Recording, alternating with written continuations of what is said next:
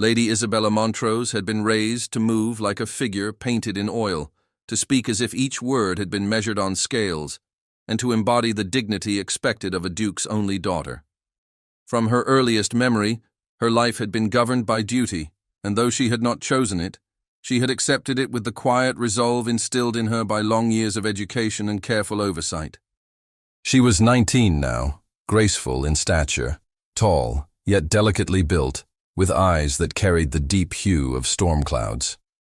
Her hair, dark and lustrous, was always arranged with the precision demanded by her station, often adorned with ribbons of silver or pearls when occasion required. She lived at Wexford House in London, where marble corridors, gilded ceilings, and richly woven carpets reminded her daily of the expectations that clung to her name. Every tutor, every governess, every governor had seen her not merely as a girl to be formed, but as a vessel to secure her family's future. She learned music, her hands gliding across the harpsichord until the notes seemed part of her breath. She learned French and Italian, speaking them with the measured cadence that pleased visiting diplomats. She learned the rules of courtly dance, her steps always precise, never hurried. Each lesson had been another strand in the web of preparation, for all knew what lay ahead. She would become the bride of Prince Alexander, heir to the English throne. The match had been spoken of as certainty long before she could understand its weight. Courtiers whispered it at banquets, statesmen nodded in approval in council halls, and ladies of noble houses envied the place that seemed reserved for her. It was not spoken as possibility, but as destiny, the kind that brooked no refusal. To most, Isabella was the fortunate one, chosen by lineage and circumstance to wear a crown. She smiled when spoken of in such terms, but deep within there was an unspoken wondering what it might mean to be loved for herself and not merely for the alliance her name represented. The day of the grand ball at St. James's Palace had been marked in the household for months. It would be the evening when speculation turned into declaration, when the prince would publicly affirm what had long been arranged in whispers and sealed in private agreements between families. The announcement was not written in any official paper, yet all of London knew its purpose. Nobles polished their jewels, seamstresses worked through sleepless nights, and carriages were prepared for the spectacle that awaited. Isabella herself was dressed with particular care, her gown chosen in pale blue silk that shimmered in the light of candles. The bodice was embroidered with silver thread in delicate patterns of ivy, the sleeves falling like cascades upon her arms.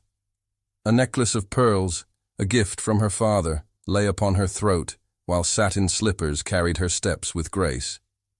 As the hour approached, her heart stirred with both pride and unease.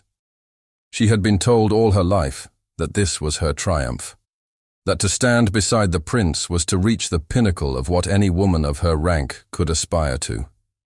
Yet she also felt the invisible chains of that triumph, the sense that her life was not hers to shape. She descended the staircase of her father's London residence with composed steps, her head high, aware of every eye upon her. Servants bowed, attendants whispered admiration, and her father offered his arm with silent approval. The streets outside were filled with carriages, the lamps of the city casting long shadows as they rolled toward the palace. The sound of hooves striking cobblestones echoed through the night, mingling with the distant laughter of common folk who gathered to catch sight of the noble procession. Isabella sat in silence, her gloved hands folded upon her lap, her father speaking occasionally of matters of decorum and what would be expected of her once the announcement was made. She listened, though his words were no different from those she had heard 100 times before.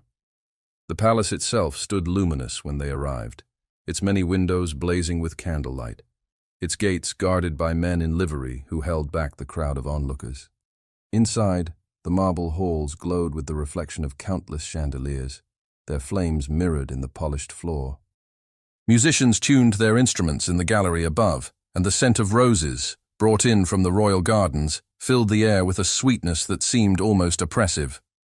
Servants moved briskly, guiding guests to their places, carrying trays of wine and ensuring that the evening's order was maintained with precision.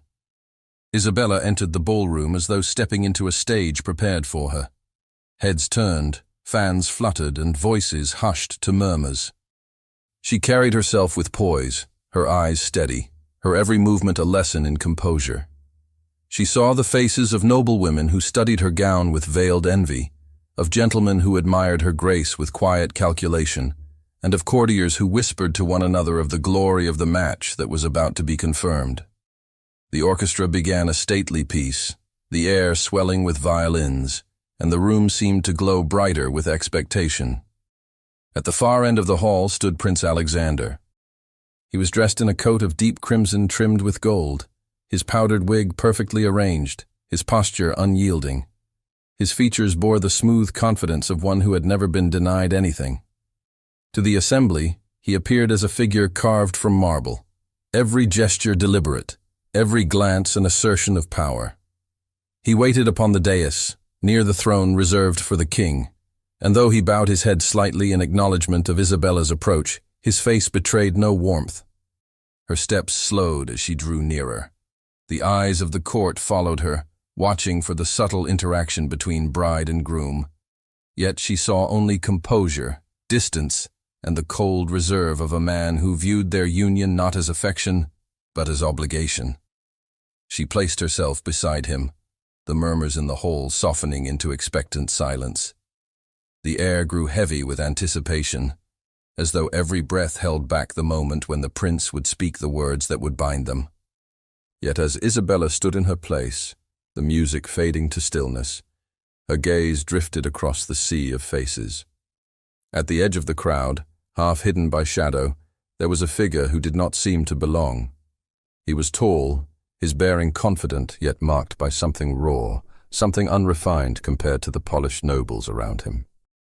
His eyes were fixed upon her with an intensity that pierced through the gilded air, and though his attire was proper, it carried none of the extravagance of those beside him. He stood apart, as if his very presence disturbed the harmony of the court. And in that instant, Isabella sensed that the night would not unfold as the court had so carefully planned. Prince Alexander did not turn his head as Isabella took her place beside him. His hand rested stiffly upon the rail of the dais, his back as straight as the marble pillars behind him. The hall, filled with courtiers, ambassadors, and noble families, trembled with anticipation. Candles flickered in tall candelabras, their flames wavering as though stirred by the collective breath of those assembled. All eyes were fixed upon the heir to the throne, waiting for words that would seal what had long been whispered as inevitable. He lifted his chin, his expression composed, his tone even as he began to address the court. His voice carried across the chamber, steady and commanding, yet it rang with the detachment of duty. He spoke not of Isabella's virtues or the promise of shared life, but of alliances between houses, of stability in uncertain times, of obligations that bound families to the crown. His speech bore the weight of law rather than the warmth of affection. Guests nodded solemnly, some whispering to one another, their expectations subtly shifting as the realization spread that this was not the romantic declaration many had imagined. Isabella stood silent at his side, her eyes lowered though her ears caught every syllable. The words, heavy and cold, fell upon her like stones. She had prepared herself for formality, yet the absence of even the smallest gesture of tenderness stung deeply. To the crowd, she appeared the very image of composure, her posture unbroken, her hands folded gracefully. Inside, however, she felt as though the air had grown thin, each breath strained beneath the knowledge that she was being spoken of as an arrangement, not as a bride. It was in that silence between the prince's words that the unexpected happened. From among the gathered throng, the figure she had glimpsed before stepped forward. At first, the crowd did not react, for interruptions in such a setting were unthinkable. But as he advanced, his presence drew eyes and hushed voices spread like ripples through still water. His face, though unfamiliar to many, bore a resemblance to the prince himself, enough to provoke uncertainty, enough to command attention. Gasps rose as whispers of his name circled the chamber. Raphael, the half-brother. The reminder of scandal long buried beneath courtly decorum. Though his existence was no secret, his presence in the palace was almost unthinkable. He carried himself with boldness, though not with the polished ease of those who had been raised beneath gilded ceilings. His step was firm, his eyes fixed not upon Alexander but upon Isabella. The court recoiled, the rustle of silk and the shifting of shoes on polished marble marking their astonishment. Alexander's voice fell silent, his hand tightening upon the rail as he recognized the intruder. The guards hesitated, uncertain whether to advance or to wait for command. In that moment of hesitation, Raphael crossed the remaining distance. His coat, dark but unadorned compared to the prince's crimson, brushed against the skirts of ladies who pulled back in shock. His presence seemed to pierce the careful order of the evening, his figure a shadow cast upon the brilliance of the chandeliers. Then, with audacity that defied the assembled court, he stood before the dais. His voice rang clear, strong, and unflinching. He asked not for recognition of his blood, nor for forgiveness of his birth. He asked for Isabella's hand. The words struck the chamber like thunder. A wave of disbelief swept the room. Ladies raised their fans to cover parted lips. Gentlemen leaned toward one another with incredulous stares. The ambassadors, gathered to witness the union of crown and nobility, exchanged sharp glances, measuring the scandal as it unfolded before their eyes. The orchestra, which had been poised to resume after the prince's address, faltered into silence, boughs trembling in mid-air. Isabella felt her breath catch. She had not moved, yet the entire weight of the hall seemed to press upon her. Her name, uttered in such a manner, bound her to a gesture she had never sought, never expected. The eyes of the assembly turned upon her, demanding a reaction she could not yet give. The prince beside her grew rigid, his silence more fearsome than if he had spoken. Alexander's hand shifted to the hilt of his sword, the gleam of the weapon visible in the candlelight. His face, pale beneath the powder, betrayed a fury that words could not contain. Yet still he did not speak, as though silence itself could cast Raphael into nothingness. The king's advisers, seated near the throne, exchanged troubled looks, uncertain whether to intervene. The guards remained frozen, awaiting a signal that did not come. The moment stretched unbearably. Raphael's declaration lingered in the air, impossible to ignore, impossible to erase. Isabella felt the weight of her position more heavily than ever, her body a statue before the judgment of the court. She could neither move nor speak without altering the course of her life, and yet she had no power to stop the chaos that had already begun. The hall, once so carefully arranged for triumph, had become a theater of scandal. Whispers rose like a storm, fragments of disbelief carried across the marble chamber. The illegitimate son, how dare he? Before the throne itself, each murmur twisted the air tighter, each glance fastened upon Isabella with sharper scrutiny. And still, the king had not spoken. His silence hung over the chamber, heavier than the chandeliers above, while the court held its breath for his judgment. The silence that followed Raphael's words was unbearable, stretched thin as glass about to shatter. No one dared breathe too loudly. No one shifted their feet without drawing the weight of curious stares. Isabella stood motionless at the prince's side, her hands clasped tightly before her, though every pulse within her body hammered with confusion and dread. She had not spoken, had not even raised her eyes from the floor, yet she felt herself already condemned in the judgment of the court. The chamber, filled with the finest of England's nobility, seemed to lean forward as one. Whispers collided, skirts rustled, fans snapped open and shut.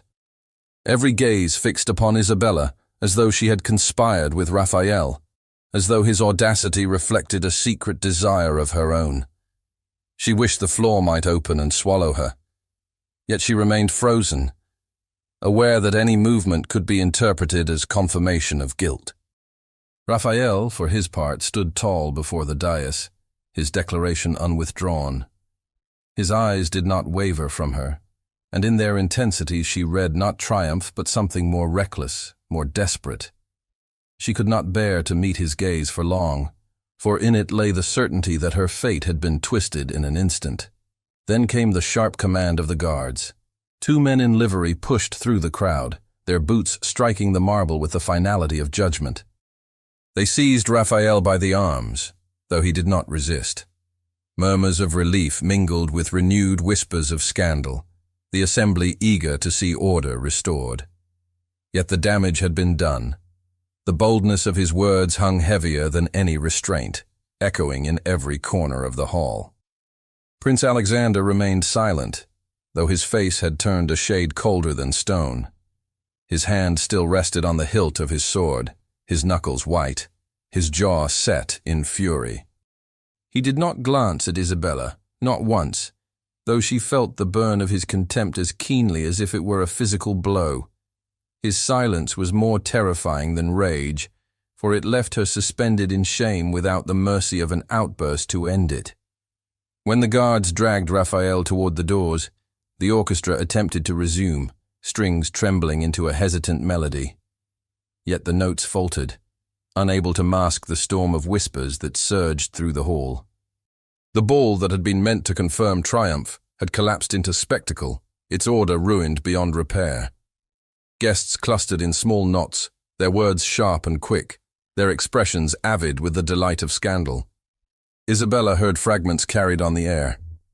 Humiliation, disgrace, ruined, words that struck her like stones against glass. Her father, standing near the edge of the dais, looked upon her with a sternness that pierced more deeply than any stranger's whisper. He had guarded her reputation as carefully as his own fortune, and now she stood exposed before him, her name entangled with a man branded illegitimate. She longed to protest her innocence, to declare that she had been no part of the intrusion, but the weight of the hall's judgment smothered her voice. The night dragged onward, though for Isabella it moved as though time had slowed to a cruel crawl. Courtiers avoided her with studied politeness, their bows and curtsies offered without warmth. Some turned away altogether, eager to distance themselves from disgrace.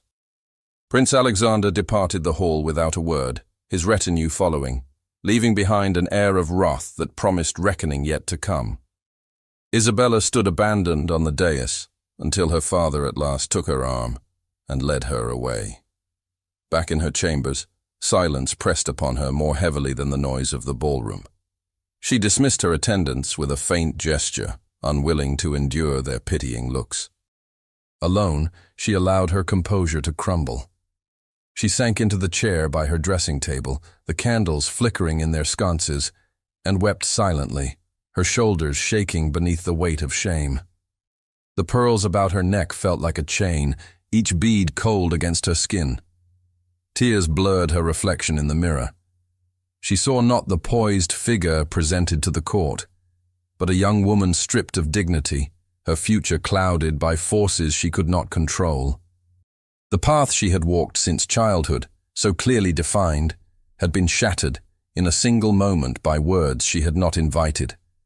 She imagined the whispers echoing through London even now, the gossip spreading from house to house, each retelling darker than the last. The hours passed in sorrow. She thought of Alexander, his coldness at the ball, the fury in his silence, the certainty that he would blame her as though she had plotted Raphael's intrusion.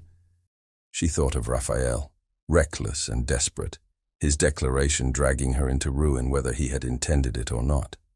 She thought of herself, trapped between 2 men, neither of whom had sought her consent. Her life felt less her own than ever before, her worth measured only in the alliances others wished to claim. When at last she rose, the chamber seemed unbearably still. The roses arranged in porcelain vases had begun to wilt, their petals drooping in silence, as if mocking the fragility of beauty. The moon shone pale through the high windows, casting long shadows across the floor. Isabella walked to the heavy curtains and drew them aside, staring into the night as though it might offer escape. The gardens below lay veiled in mist, their paths winding like ribbons through the dark. She pressed her hand against the cold glass, her breath clouding its surface. Her tears had dried, leaving her eyes heavy, her heart hollow. The humiliation of the night weighed upon her, each moment replaying in her mind with merciless clarity. She longed for a refuge beyond the reach of gossip, beyond the chains of duty. Yet such a place seemed distant, perhaps unreachable. She turned away from the window, ready to surrender herself to restless sleep. And then, from the shadows beyond the misted glass, she caught sight of movement in the garden below, a solitary figure pacing restlessly among the hedges. It was not the restless pacing of a stranger, nor the bold intrusion of the man who had brought her world into disarray, but the deliberate step of one who knew the household well. The figure moved slowly along the gravel path, pausing beneath the lanterns placed at intervals in the garden, the faint light casting her face into view. Lady Margaret, Isabella's widowed aunt, had chosen the hour when the household slept to walk among the hedges, as she often did when wakefulness pressed heavily upon her. Isabella, watching from above, felt a surge of relief at the familiar presence. She left the window and crossed the chamber, her hands trembling as she opened the door into the dim corridor. The air was hushed, filled only with the faint creak of timber as her slippers touched the floor. She descended the staircase, guided by the glow of wall sconces left burning through the night. The stillness of the house, so unlike the grandeur and noise of the palace, wrapped about her, though it offered little comfort. The memory of the ballroom still burned in her mind, the shame, the whispers, the prince's silence, and the sudden ruin of everything that had been promised to her. Lady Margaret turned as Isabella stepped into the garden. The night air was cool, heavy with the scent of damp earth and roses that had not yet lost their fragrance. Margaret's expression softened when she saw her niece, though her eyes reflected the wisdom of one who had endured much herself. She reached out a hand, and Isabella took it with the eagerness of a child clinging to safety. They walked together along the gravel paths, their steps unhurried, the silence between them more comforting than words. When at last they paused beneath an arch of climbing ivy, Isabella released the storm that had gathered in her heart. She spoke of the humiliation, the stares of the court, the cold indifference of the prince, and the reckless intrusion of Raphael. Her voice broke, her composure crumbled, and she confessed the fear that her name had been ruined beyond repair. Margaret listened without interruption, her gaze steady upon her niece, her hand still clasping Isabella's in quiet strength. When Isabella fell silent, exhausted by her own grief, Margaret finally spoke. She reminded her that the crown was not a gift, but a burden, that marriage to a prince did not promise happiness, only duty. She spoke of her own youth, when she had been bound to a man chosen for her, a union that had brought wealth and title but little tenderness.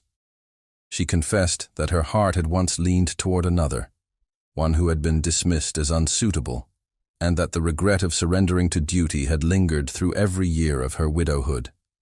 Her words did not diminish Isabella's sorrow, yet they stirred something new beneath it.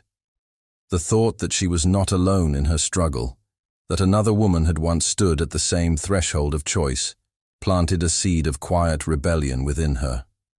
Margaret's voice was calm, yet there was fire in her counsel, the fire of one who urged her niece not to surrender so easily to chains, not to believe that humiliation defined her worth. Isabella listened, the weight upon her shoulders shifting, not lessened, but changed. The night deepened around them, the mist rising over the garden like a veil. Isabella lifted her eyes to the stars scattered faintly across the sky. For the first time since the ball, she felt the faint stirrings of something that was not despair, a fragile sense of possibility, a question of whether her destiny was truly as fixed as all had insisted. Her heart still trembled with fear, but within it, another rhythm began to beat, one that spoke of strength, not yet tested. They lingered in silence, the cool night air brushing against their faces, the gravel crunching softly beneath their feet as they turned back toward the house. Isabella's steps felt unsteady, yet lighter than before. She did not know what future awaited her, nor how the court would respond to the scandal that had already been unleashed. But she knew now that she was not without choice, not without the power to shape some small measure of her fate.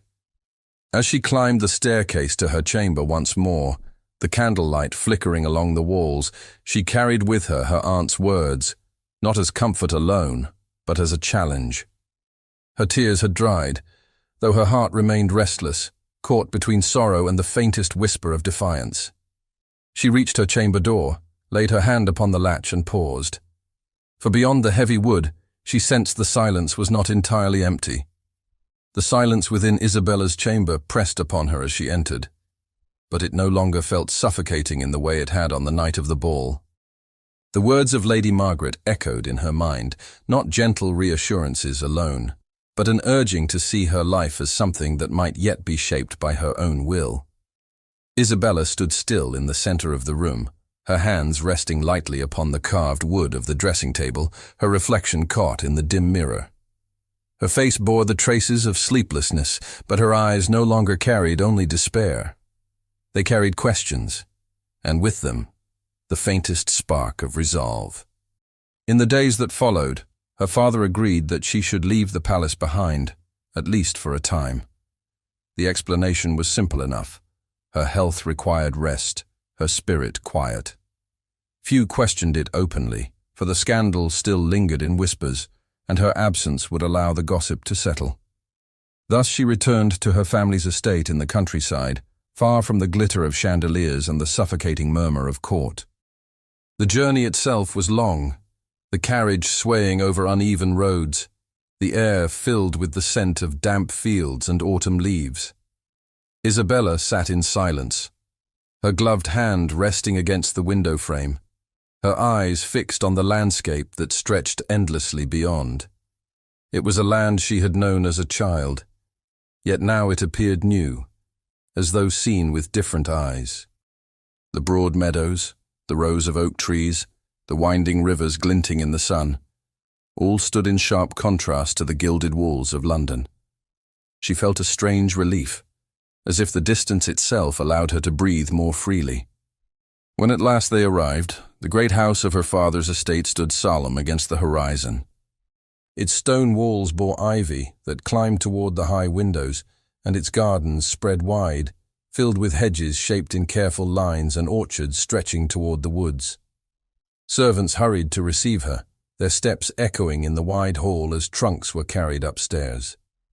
Isabella moved through the rooms with a sense of both familiarity and distance, as if the house remembered her more vividly than she remembered it. The following mornings unfolded with a rhythm unlike that of London. The bells of the palace no longer dictated her hours. Instead, she rose with the light of dawn, when the mist still clung to the fields. She walked alone through the gardens, her gown brushing against dew-laden grass, her fingers trailing along the rough bark of ancient trees. The air was cool, filled with the cries of birds and the rustle of leaves. In such solitude she discovered a calm she had not known in years, though beneath it her thoughts still turned restlessly toward the past weeks. It was during one of these walks, beneath the canopy of oaks, that she heard the sound of hooves. At first she thought little of it, for horses often crossed the estate, yet the rhythm of this approach was different, purposeful, insistent. She turned toward the lane that cut through the orchard and saw a rider. His figure grew clearer as he drew near, and even before his face came into view, her heart tightened with recognition. Raphael. He dismounted with a swiftness that revealed both determination and hesitation. His presence here, on her family's estate, was bold enough to stir every doubt within her. He approached slowly, as though aware of the impropriety of the moment, yet unwilling to remain at a distance. Isabella stood rooted to the ground, torn between the instinct to retreat and the need to understand why he had followed her. When he stopped before her, there was no triumph in his bearing, no trace of the audacity that had filled the ballroom. His eyes carried the weight of years spent in shadows, years marked by exclusion, and the bitterness of illegitimacy. He spoke of himself, not with pride, but with a candor that startled her. He spoke of a life lived on the edges of recognition, of doors closed and honors denied, of a longing that had driven him to act with reckless boldness at the ball. His voice carried not arrogance, but vulnerability, and it unsettled her more than defiance ever could. Isabella listened, her face unreadable, though her thoughts surged within her. She had wished to hate him for the humiliation he had caused, to cast him from her heart as a man who had stolen her dignity. Yet as he spoke, she heard not a usurper of her fate, but a man weary of being nameless, one who had sought, in one desperate moment, to seize something true. She could not answer him then, for her heart was too torn, but she did not send him away. In the days that followed, he returned again, not with bold declarations, but with a quieter presence. They walked together through the gardens, their steps unhurried, their words measured. He asked nothing of her but time, and in that time he revealed more of himself. He spoke of the solitude that had shaped him, of the silence that had been forced upon him, of the way he had learned to endure contempt without letting it harden his soul. Isabella, in turn, found herself speaking in ways she had not before, not of duty or expectation, but of her own fears, her own longings. Their walks became a rhythm. Beneath the branches of the oaks, by the still waters of the pond, along the paths lined with roses, they discovered a companionship that was unlike the cold formality she had known at the prince's side. In Raphael's gaze there was no calculation, no sense of possession. Instead, there was a quiet respect, an attentiveness that unsettled her because it felt like freedom. Yet even as she began to sense trust forming between them, a shadow lingered at the edges of her thoughts. She knew the world would not forgive such meetings, that whispers would cling to her once more if they became known. She knew too that her heart, though cautious, was not immune to his presence. There was danger in every step she took beside him, danger that could undo what little peace she had reclaimed. One morning, as they walked along the bank of the river that bordered the estate, the water glinting in the pale sun, the sound of galloping hooves broke through the calm. Isabella turned swiftly, her gown catching in the wind, as a rider approached at full speed, the royal seal gleaming upon his satchel. The rider did not slow until he reached the very edge of the river bank, his horse's hooves scattering pebbles and sending ripples across the calm water. The animal snorted, its breath visible in the cool air, while the messenger dismounted with practiced haste. His cloak was damp from the mist, but the seal pressed upon his satchel was unmistakable. Raphael stepped forward instinctively, his posture protective, though Isabella's gaze was fixed only on the wax emblem that glowed red against the leather. The messenger bowed stiffly, removed the letter, and extended it toward her with the formality of a command rather than a courtesy. Isabella's fingers trembled as she broke the seal. The parchment crackled as it unfolded, and the neat, firm hand that filled its surface sent a chill through her before she had read a word. Each line struck like iron. Prince Alexander would come to the estate within the week. The letter bore no flourishes, no gentle phrasing. It was not a request but an announcement, an assertion of power. Her breath caught as she read it again, her eyes fixed on the words until they blurred. The prince was not content to let the matter fade into silence. He would come himself, in person, to confront what he saw as betrayal. The countryside, which had felt a refuge, now seemed fragile, its peace no more than a thin veil easily torn away. Raphael's jaw tightened as he watched her fold the letter with care, his silence betraying the storm that stirred within him. By evening, the house stirred with preparations. Servants polished floors, hung fresh draperies, and trimmed the gardens, all under the heavy knowledge that their work was not merely for display, but for judgment. The estate was to become a stage for confrontation, and every stone, every candle, every polished surface seemed to anticipate the prince's gaze. Isabella moved through the halls with calm steps, though her heart quivered with unease. She had faced whispers and humiliation before, but now she would face Alexander himself, in her own home, where retreat would no longer be possible. The day of his arrival dawned gray, the sky veiled by clouds that promised rain. The estate seemed to hold its breath as the sound of wheels and hooves carried across the fields. Isabella stood at one of the high windows, her hands clasped tightly at her waist as the prince's carriage came into view. It gleamed black and gold against the muted landscape, drawn by horses that tossed their manes impatiently. Behind it, a retinue of riders formed a scarlet and silver procession that filled the lane like a river of authority.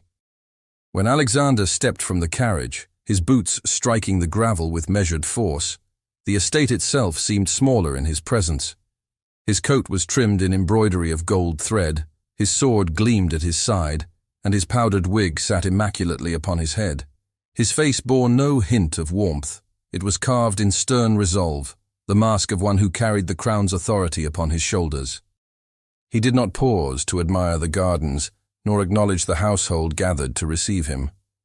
His eyes were fixed forward, sharp as a blade. Isabella descended the staircase to meet him, her gown pale against the dark oak panels of the hall. When she reached the entrance, she curtsied with practiced grace, her heart pounding beneath her bodice. Alexander inclined his head slightly, his courtesy no more than the movement required. He stepped past her into the hall, his retinue following, the sound of their boots echoing through the vast space. The air thickened with the weight of their presence. It was only once the company had assembled in the great chamber that Alexander turned to face her. His voice was controlled, measured, yet it carried the sharp edge of accusation. He spoke of duty, of honor, of the expectations that bound her to him and to the crown. He accused her of allowing disgrace by entertaining the presence of Raphael, of failing to guard her name as carefully as the throne demanded. His words did not shout, yet they cut with a precision sharper than anger. Isabella felt the eyes of the household upon her. Her father, the servants, the attendants, even Raphael, who had entered quietly at the edge of the chamber. Their presence pressed upon her, but the greater weight was Alexander's authority. He spoke not as a suitor, but as a master addressing disobedience. He reminded her and all present that the union between them was no matter of choice. It was necessity, sealed by years of arrangement, sanctified by the crown itself. For a moment, silence threatened to suffocate her. Her hands trembled at her sides, her throat tightened with the weight of unspoken words. The humiliation of the ballroom, the whispers that had followed her, the cold indifference of the prince, the reckless boldness of Raphael, all of it pressed upon her in that single instant. But beneath it, she felt the echo of Lady Margaret's counsel, the fire of truth spoken in the garden. Her head lifted. Her voice, when it came, was steady though soft. She denied the prince's right to treat her as possession. She declared herself not merely a name to secure an alliance, not merely a figure to adorn the throne. Her words were not shouted, yet they struck the chamber with greater force than if they had been. The silence that followed was thunderous. Servants lowered their eyes, her father shifted uneasily, and Raphael's shoulders tensed. Alexander's face hardened, his lips pressed into a line as cold as steel. His pride, wounded before the court, had now been struck in the heart of her own household. His hand rested upon the hilt of his sword once more, his eyes locked upon Isabella with a fury that words alone could not contain. And in that silence, he vowed that she would regret such insolence. The echo of the prince's words lingered in the chamber long after he had spoken them. His retinue shifted uneasily, their polished boots scuffing against the stone floor, while the household servants held their breath as if even the faintest sound might bring Alexander's wrath upon them. Isabella stood tall, though her heart thundered within her chest. She had spoken with more defiance than she had ever dared before, and the silence that followed bore the weight of consequence. Alexander's eyes remained fixed upon her, hard and merciless. He did not speak again, but his gaze conveyed the certainty that her words would not be forgotten, nor forgiven. With a sharp motion of his hand, he signaled for his men to withdraw. The sound of their departure filled the hall like a storm retreating over distant hills. When the door closed behind them, the house seemed to exhale, though no one spoke. Isabella turned away, her body trembling now that the moment had passed. The hours after his visit were heavy with unease. Whispers stirred in every corridor of the estate. Servants exchanged fearful glances, convinced that the prince's threat would bring ruin. Isabella's father paced the drawing room, his steps quick and restless, his brow furrowed with the burden of impossible choice. To defy the crown was to risk disgrace. To surrender his daughter was to condemn her spirit. Neither path offered peace. Isabella herself retreated to the solitude of her chamber, though sleep would not come to her. Each time she closed her eyes, she saw Alexander's face, pale with fury, and heard his vow repeated in her mind. By the following morning, the weight of gossip had already begun its march. Word of Alexander's journey to the countryside spread swiftly to London, carried by those eager to tell and retell the scandal. In drawing rooms and at market stalls, voices murmured that Lady Isabella Montrose had dared defy the heir to the throne. Some said she had rejected him outright, others that she had been bewitched by Raphael. Each retelling added fuel to the fire until the truth was lost beneath the smoke of invention. Raphael became the object of every venomous tongue. He was called a usurper, a shadow who dared to grasp at light that did not belong to him. Rumors whispered that he would be sent away, perhaps across the sea, perhaps to some distant post from which he would never return. The thought of exile hung in the air of the estate like a storm waiting to break. Isabella heard it from the servants, their voices hushed, their eyes wide with fear. She felt it in the silence of her father, who spoke little and carried the look of a man caught in the tightening grip of royal command. Yet Raphael did not retreat. Each day he remained near her, though always with restraint.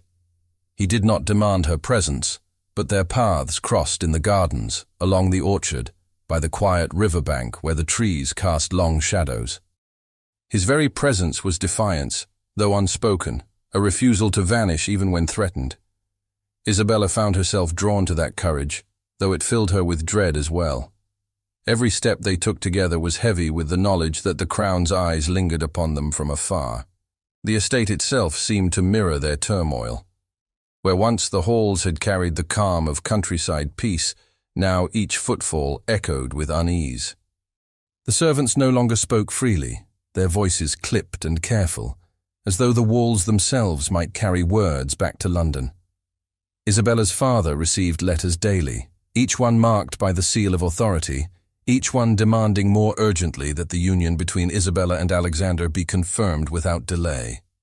She saw him hold the letters in his hands, his knuckles white, before retreating to his study, where the candles burned long into the night. For Isabella, the weight of choice pressed heavier with each passing hour.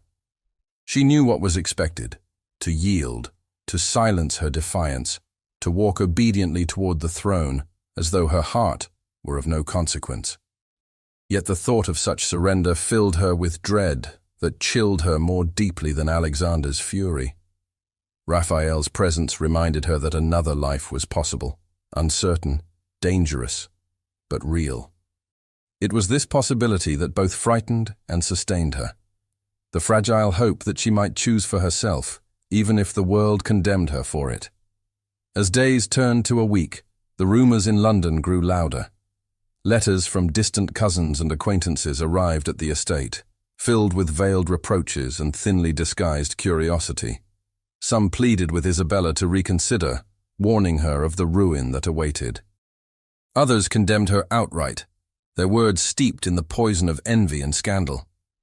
Isabella read them with steady eyes, though each sentence was a fresh reminder of how deeply society had bound her fate to its judgment. The tension reached its height one evening when her father entered her chamber with a letter still warm from the wax seal. His voice was grave as he read aloud the king's command. Isabella must marry Alexander, or her family would face the loss of royal favor, the weight of disgrace that could destroy all they had built. The words were final, unyielding, heavy as stone. Her father's voice faltered as he finished, and in his eyes, Isabella saw the torment of a man torn between loyalty to crown and love for his child. When he departed, leaving her alone once more, Isabella sat in silence beside the window. The countryside stretched before her, the fields dark beneath the evening sky, the river glinting faintly in the last of the light. She thought of Alexander's vow, of the court's whispers, of her father's weary face. She thought of Raphael, who remained near even as threats gathered around him, his very presence a challenge to the order that sought to cage her. The candles burned low, their wax spilling upon the silver holders, as Isabella bowed her head into her hands. She felt the weight of the crown pressing upon her, though she did not wear it, a burden heavy enough to crush her spirit. Yet beneath that weight, she sensed a flicker of defiance that no letter, no command, no threat could extinguish. It stirred within her like the faintest flame, fragile yet alive, waiting for the moment when it might blaze into certainty. And when at last she lifted her eyes, she knew the storm had reached its breaking point, for the chapel on the estate grounds lay in shadow, and within its walls, Raphael waited for her decision.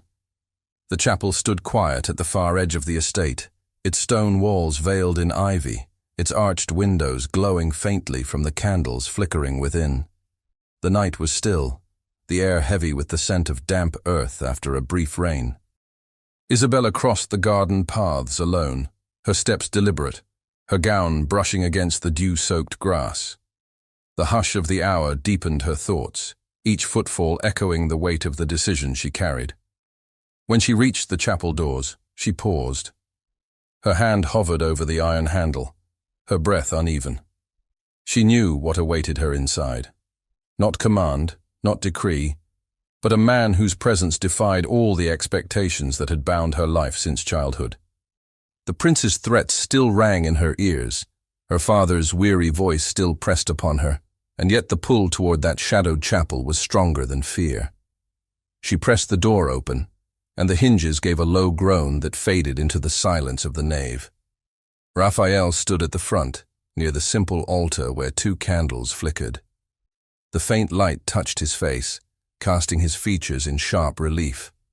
There was no grandeur in his bearing, no trace of courtly arrogance, only the stillness of a man who had waited through uncertainty and risked everything by remaining. He turned as she entered, and in his eyes there was not demand but quiet resolve. He did not move toward her, but stood as though every step depended on her will alone. Isabella advanced slowly, the echo of her footsteps sounding against the stone floor. She felt the tension between them, not sharp or violent, but heavy with all that had gone unsaid. When she reached him, she stopped just before the altar, the space between them alive with silence. Raphael drew a breath, steady and deep, as though gathering words not rehearsed, but born of truth. He spoke of himself plainly, without embellishment. He admitted what the world saw in him, the illegitimate son, the shadow cast by a crown that would never be his. He confessed the folly of his intrusion at the ball, the recklessness of a man who had long been denied, and who, in a moment of desperation, sought to claim what might give meaning to his life. Yet beyond confession, he revealed something deeper, that his heart had found its only crown in her presence. That love, not ambition, had moved him to speak, when silence would have spared him disgrace. The words filled the chapel with a weight greater than ceremony. Isabella listened, her chest rising and falling with each breath, her hands trembling though she held them clasped before her. His voice did not falter, yet there was no arrogance in it, only sincerity, steady as the flame of the candles. He ended not with a demand, but with an offering, his gaze steady upon her.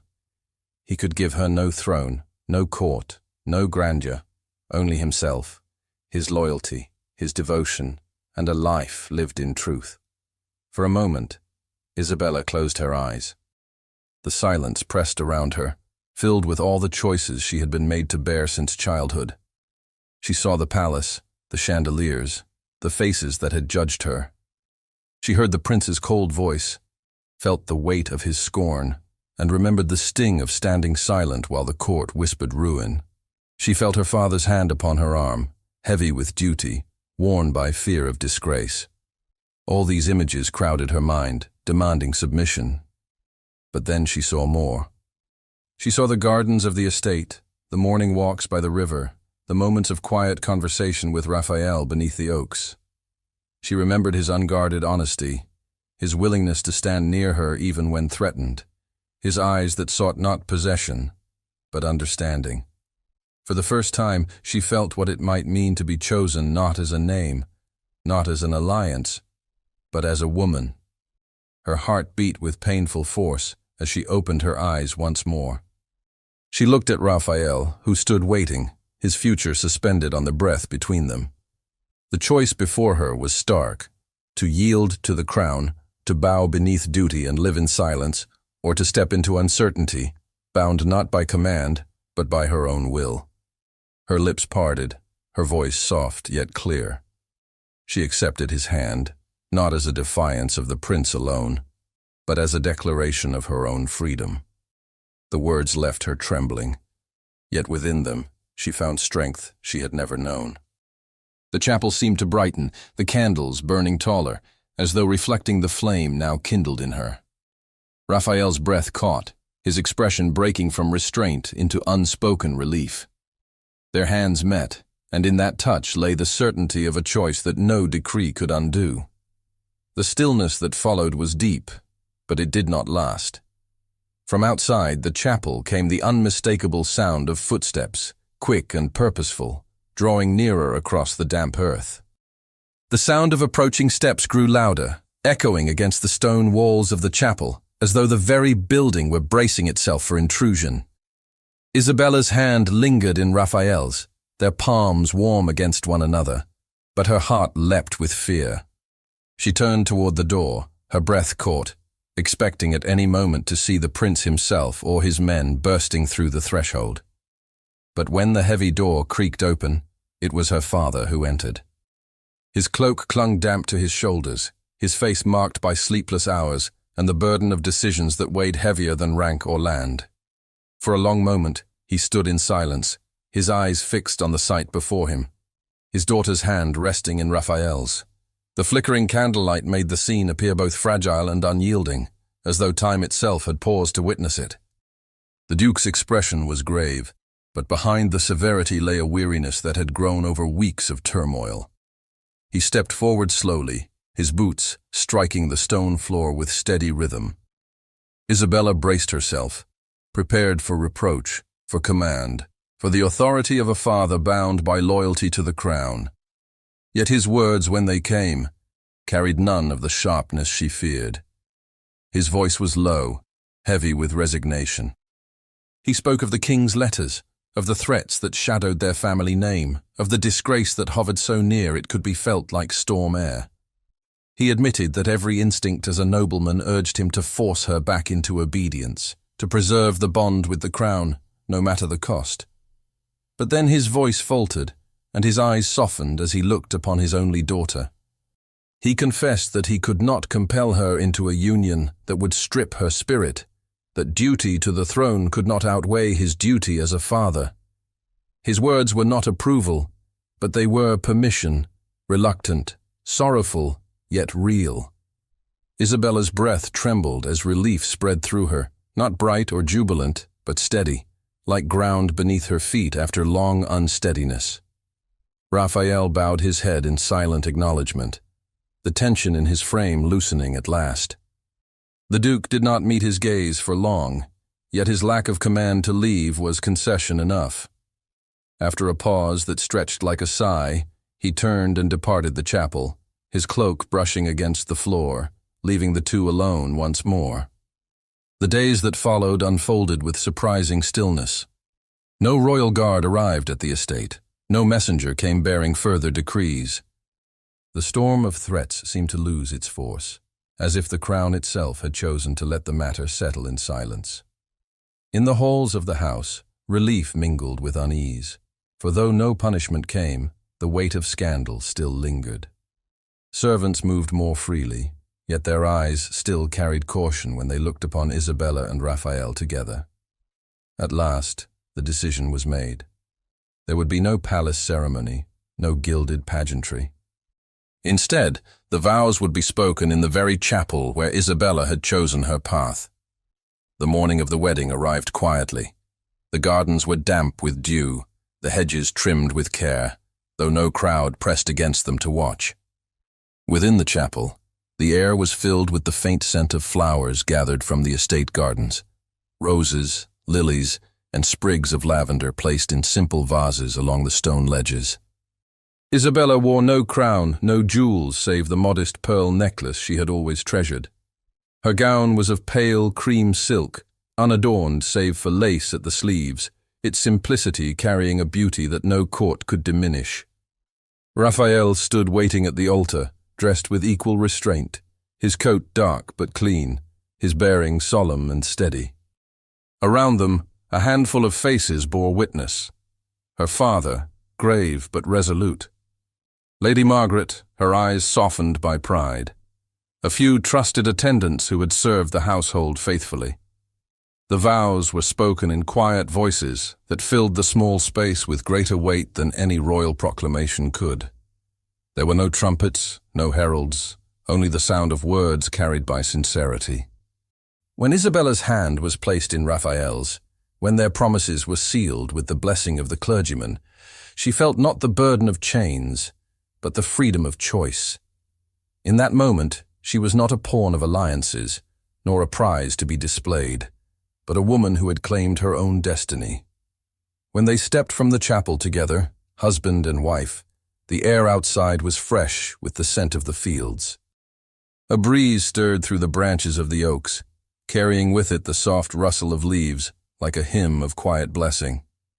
Isabella lifted her eyes to the horizon, where the morning light broke through the clouds, and for the first time she felt the path before her was her own.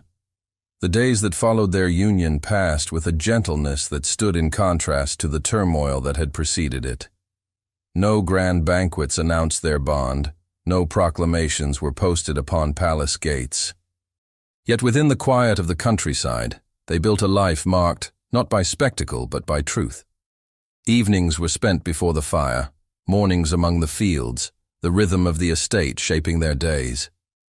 Isabella found peace in the simplicity of it, in the knowledge that her choice had not been forced but freely made.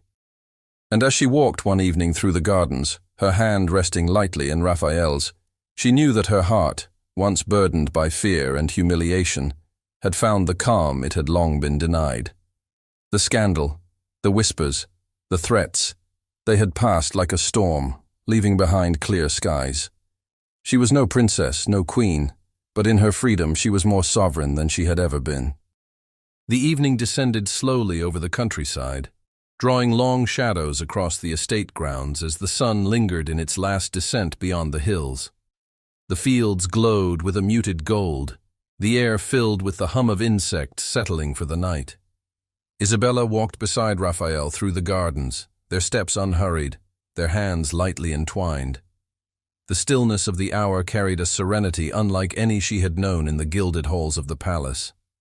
For the first time in her life, she felt no weight pressing upon her, no gaze watching to measure her movements. The world seemed to belong only to them.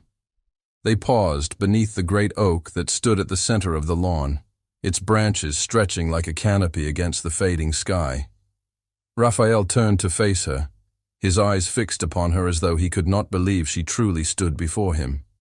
There was no crown upon his brow, no court behind him, no recognition from the world that had always turned him aside.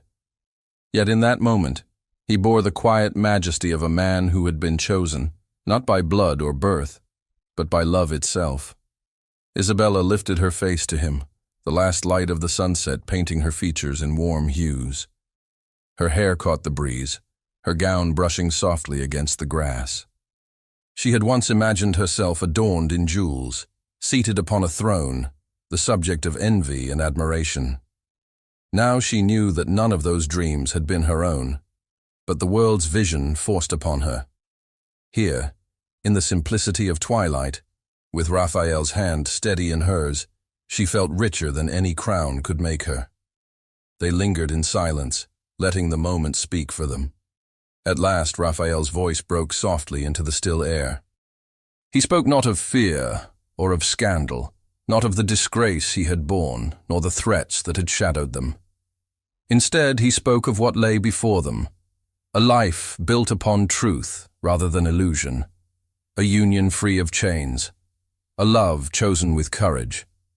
His words were quiet, yet they filled Isabella with warmth that no echo of the court could extinguish. She answered not with a declaration, but with a gesture.